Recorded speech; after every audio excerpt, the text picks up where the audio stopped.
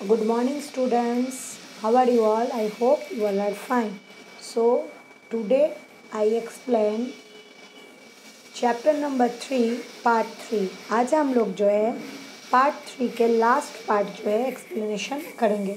तो इससे पहले हम लोग थोड़ा सा प्रीवियस लेक्चर में अगर देख लेते हैं कि हम लोग ने देखे थे कि यूनाइटेड नेशन जो है वो कहाँ पे है और वो कैसे यूनाइटेड नेशन को जो है यहाँ पे जो है बनाया गया था और इसके वजह से यहाँ पे कितने लोग जो है असंतुष्ट हुए थे और जो वर्जली खुद थे उन लोगों ने क्या क्या इशू किया था और कि जब वर्ल्ड वॉर हुए थे तब कैसे एक दूसरे से सब अलग हो गए थे और जो अंदर अंदर उन लोगों का जो वॉर चालू हुआ था इसके लिए जो सेकंड वर्ल्ड वॉर है वो भी चालू हो गया हुआ था।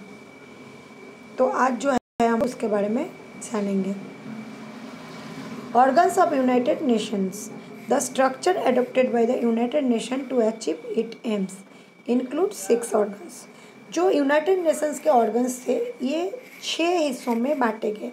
पहला था जनरल असेंबली, दूसरा था सेकंड था सिक्योरिटी काउंसिल, तीसरा इकोनॉमिक एंड सोशल काउंसिल, चौथा ट्रेडरशिप काउंसिल एंड पांचवा जो था इंटरनेशनल कोर्ट ऑफ जस्टिस और जो 6 था वो क्रिएटेड। तो ये जो इंटरनेशनल कोर्ट ऑफ जस्टिस था is situated in Hague Netherland. All other the councils are situated in New York and America. जितने सारे काउंसिल थे वो न्यूयॉर्क और अमेरिका में थे। एक इंटरनेशनल कोर्ट के हिसाब से जो न्याय मिलते थे उसके लिए।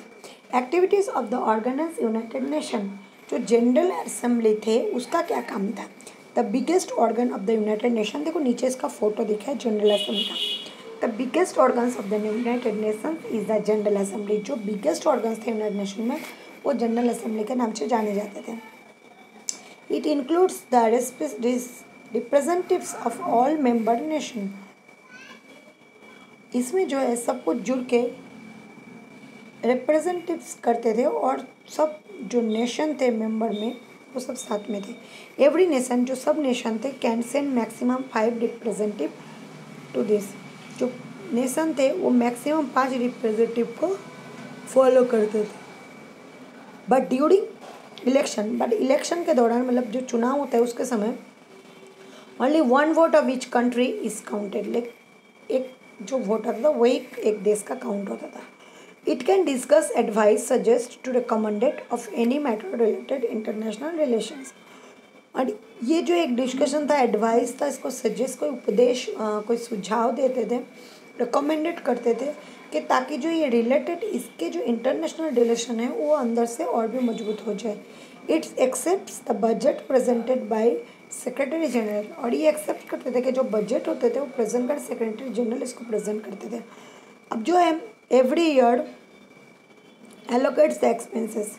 हर साल जो है इन एक्सपेंसेस बढ़ता ही जाता था, उसके लिए खर्चा भी मिलते थे। It attempts to find solution to the economic problems of the nation.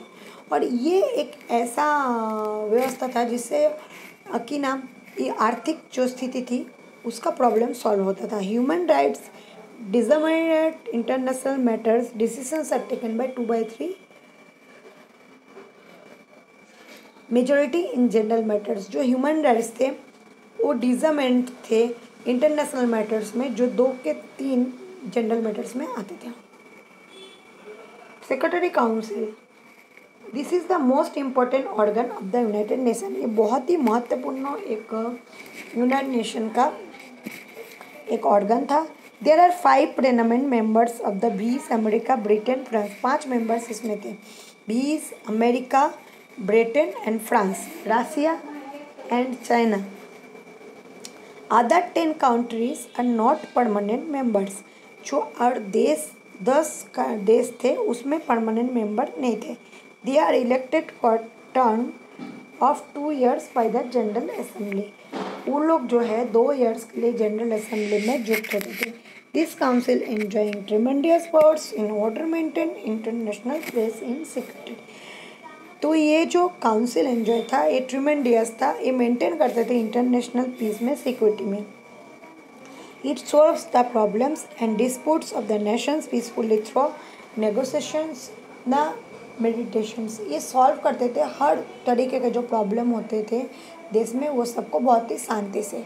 When any one permanent member does not vote in support of some important international matter, और कुछ ऐसे परमानेंट मेंबर थे तो जो वोट करते थे, सपोर्ट करते थे इम्पोर्टेंट जो होता है इंटरनेशनल विषय को, it can not take a decision on that, और ये जो है कोई भी डिसीजन नहीं ले सकता था।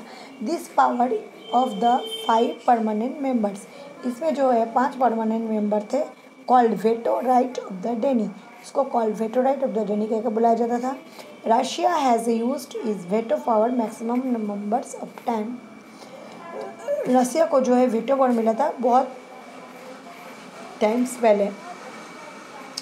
अब देखो economic social council, this council is also called इकोसोक, the general assembly appoints of the returning members of 3 years, इस काउंसिल में 3 years के लिए मेंबर्स जो है रिटर्निंग नहीं हो सकते थे।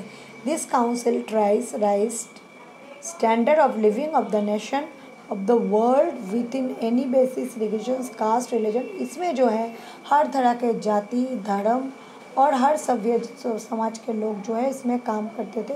ये काउंसिल जो थे ये पहले से ही उगे हुए थे। अब जो WHO World Health Organisation works to improve the health people of the world, पूरे दुनिया में कैसे लोगों का जो है मतलब शारीर जो स्वास्थ्य है उसको जो सिक्योर करना या उसको इम्प्रूव करना, इसमें काम करते थे। IMF International Monetary Fund works to establish financial stability, इसमें जो फाइनेंशियल स्टेबिलिटी को जो है वो स्टैब्लिश किया जाता था, स्थापन किया जाता था, ताकि ये मॉनेटरी एक फंड था जिसमें से लोगों को पैसा दिया जाता था जिसमें से वो लोग काम कर सकते थे। FAO Food and Agriculture Organisation, FAO का फुल फॉर्म है Food and Agriculture Organisation, help to improve agriculture production forestry and fisheries and rise of nutrition level. ये क्या करते थे, ये इम्प्रूव करते थे एग्रीकल्चर प्रोडक्शन, फॉरेस्ट मतलब खेती बाड़ी, जंगल के काम, जो मच्छी की खेती बाड़ी करते थे वो सब में। ILO International Labour Organisation works of provide rights to justice labours of the world, ये जो है लेबर को न्याय दिलाने के लिए काम करते थे। UNICEF United Nation International Children's Emergency Fund, United Nation International Emergency Fund now, जो अंडरटेक्स चाइल्ड होते थे, जो एक्टिविटीज़ होते थे उसको इम्प्रूव करने के लिए, उसके स्वास्थ्य के प्रति ध्यान देने के लिए, उसको जो ये सब कुछ जो होते हैं फूड जो है एजुकेशनल जितने भी मटेरियल है इन लोग प्रोवाइड करते थे, पहुंचाते थे। UNESCO United Nation Educational Scientific and Cultural Organisation works to improve in their corporations and between nations and addressing rising and the standard living of people, and beside this there are sub councils of the recognition council and the various activities। ये सब जो activities थे इसको बढ़ाने के लिए जो है इसका जो वर्क है वो वर्क उन लोग करते थे एजुकेशन में, न्याय में, साइंस में, कुछ कल्चरल रिसोर्सेज सांस्कृतिक कुछ कला होता सब में इन लोग मदद करते थे। अब देखो Trusteeship Council, there are 5 permanent member nation in the council, 5 final member इसमें रहते थे। The representative selected by the general Assembly, और जनरल असेंबली जो है रिप्रेजेंटेटिव को सिलेक्ट करते थे और वो सब में इन्वॉल्व करते थे ताकि यहाँ की जो सामाजिक आर्थिक और राजनीतिक परिस्थिति उसको देखभाल करे और इसमें जो है डेवलपमेंट करे। International court of justice is headquarter in the city of huge, huge में जो है इसका हेडक्वार्टर है नीदरलैंड में। देयर आर 15 जज, इसमें 15 जज है जो अपॉइंट किए जाते हैं 9 साल के लिए। रिसोल्व डिस्प्यूट बिटवीन नेशन, ये जो है जो देश के साथ दूरियां बन गई है अलग अलग देश के साथ, ये इसका डिस्प्यूट जो है वो कम करवाते हैं और उसको लीगल एडवाइस देते थे।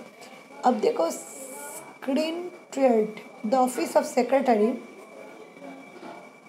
General united nation is called secretariat, जो ऑफिस का जनरल यूनाइटेड नेशन का हेड होता था उसको ये कहते थे। General assembly appointment the secretary general, जो जनरल असेंबली थे वो 5 साल के लिए सेक्रेटरीज को जो है जनरल असेंबली में वो लोग जो है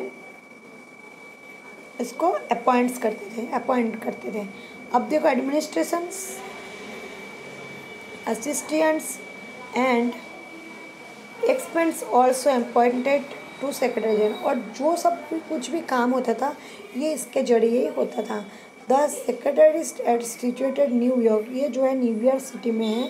the United nation and constantly making efforts establish world peace, world man unity and world dream and universal motherhood method. ये हमको सिखाते हैं एक साथ रहना, शांति से रहना, एकता बना के रखना, सपने को साकार करना और सबके साथ भाई भाई के जैसे व्यवहार रखना।